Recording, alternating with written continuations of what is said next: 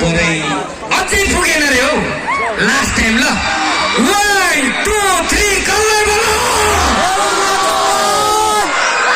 डल्ला एलिना चौहानलाई थाहा भयो होला सिन्धुली ऐतिहासिक जिल्ला हो यहाँ जे पनि सक्छ कट्टा मात्र हैन बन्दुक पनि पड्किन्छ हो कि हैन ओके अब पनि ढिलो नगरी स्टेजमा बोलाउँदैछु 1 2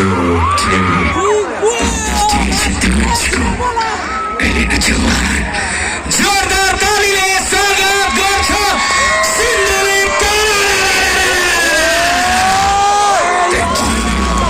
र संस्कृति संयोजक